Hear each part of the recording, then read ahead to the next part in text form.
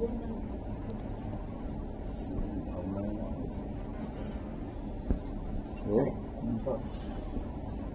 दशकों से भारत और अमेरिका के रणनीतिक रिश्ते अच्छे रहे हैं, व्यापारिक रिश्ते अच्छे रहे हैं, लेकिन इस बीच अमेरिका का दबाव जो भारत पर है, जो वाशिंगटन व्हाइट हाउस के जो डिप्टी चीफ स्टाफ हैं दिल्ली बैठे हुए, उनका प्रेशर है कि रूस से तेल खरीदना भारत बंद करे। यूक्रेन युद्ध में भारत के तेल खरीदने की वजह से ऊर्जा मिल रहा है रूस को। सबसे सीधी सी बात है, भारत को अपने हित सर्वोच्च रखने। अगर कहीं से सस्ता कच्चा तेल उपलब्ध है तो हमें उसे खरीदना चाहिए। सोवियत रूस हमारा एक विश्वस्त सहयोगी रहा है। हम बहुत से इस्लामिक कंट्री से खरीदते हैं, तो उनको किन परिस्थितियों में उनकी विदेश नीति क्या है हमें उससे मतलब नहीं। पर अगर भारत के साथ कोई अच्छा है, भारत के साथ अच्छे संबंध हैं, भारत के हितों की बात करता है जैसे सोवियत रूस, तो मैं कच्चे तेल अगर सस्ते मिल रहे हैं तो खरीदने चाहिए। ये मेरे अपने विचार। दूसरा सर, आप ये मानते हैं कि जून 2024 जनरल इलेक्शन के बाद एसआईआर एक ऐसा मुद्दा है जो पूरे इंडिया गठबंधन को एकजुट किया है? 7 तारीख को इसकी बैठक होने जा रही है, फिर राहुल गांधी के दिल्ली आवास पर भी बैठक होगी। देखिए, पहली बात तो मैं साफ कर दूं, इंडिया गठबंधन कभी अलग अलग नहीं था। चुनाव के पहले क्योंकि चुनाव था, हम बहुत ज्यादा आपस में मिलते थे, रणनीति बनाते थे। जहां तक सवाल है पार्लियामेंट का, हम हमेशा बैठ के करते हैं, बैठ के करके तय करते हैं, कभी नहीं टूटा वो। और क्या रणनीति हमारी पार्लियामेंट के अंदर हम करते रहे। अब चुनाव सामने आ रहे हैं, निश्चित रूप से गठबंधन की बैठक होगी। और एक एसआईआर का जो मुद्दा है, ये लोकतंत्र की हत्या की साजिश है। दिख रहा 65 लाख वोट आप गायब कर देंगे तो बचा क्या अगर 10% वोट निकल जाएगा तो।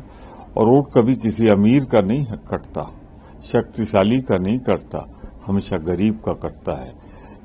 इसमें है शेड्यूल कास्ट के, बैकवर्ड के, अल्पसंख्यक और जो गरीब सवर्ण कहीं बाहर मजदूरी पे निकला हुआ है।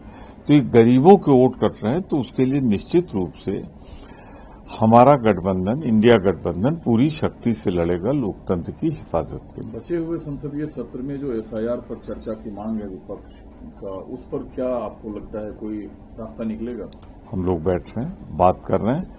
पिछली बैठक में हमने यही तय किया था कि हमारा लोकतंत्र को बचाने का और भारतीय जनता पार्टी सरकार का लोकतंत्र की हत्या करने का जो प्रयास है, हम उसके खिलाफ लोकतांत्रिक ढंग से लड़ते रहेंगे। मुझे पूरा भरोसा है कि एसआईआर के मुद्दे पर एक मत होकर हम सरकार के खिलाफ संघर्ष करेंगे। हेमंत बिस्वा ने फिर राहुल गांधी पर अटैक किया है कि राहुल गांधी देशद्रोही है, उनको मुसलमान, बांग्लादेश, पाकिस्तान के लोगों के अलावे कुछ नहीं दिखता, वो हिंदू विरोधी है। चमचागिरी, अपनी वफादारी साबित करने के लिए, क्योंकि अभी भी गया है ना, नया नया मुल्ला है, वो कुछ न कुछ ऐसा बोलता रहता है कि जिससे सुर्खियों में आ जाए। जब कांग्रेस में था तो पंडित जवाहरलाल नेहरू, इंदिरा गांधी, राजीव गांधी, सोनिया जी, इनके पीछे तो मैंने चलते इसके देखा है। तो ये आदतन जरा सा लगाने वाला ज्यादा है। तो राहुल गांधी के खिलाफ इसलिए बोल रहा है जिसकी नसों में, जिसके अंदर स्वतंत्रता संग्राम सेनानियों का खून हो, आतंकवाद से रक्षा करते हुए शहादत देने वालों का खून हो, उसके लिए कौन बोल रहा है? भाजपा का एक मुख्यमंत्री जिसने अंग्रेजों का साथ दिया था जब भारत छोड़ो आंदोलन की पुकार लगाई गई थी। तो मैं सिर्फ इसे चापलूसी के इंतहा के अलावा कुछ नहीं कहता।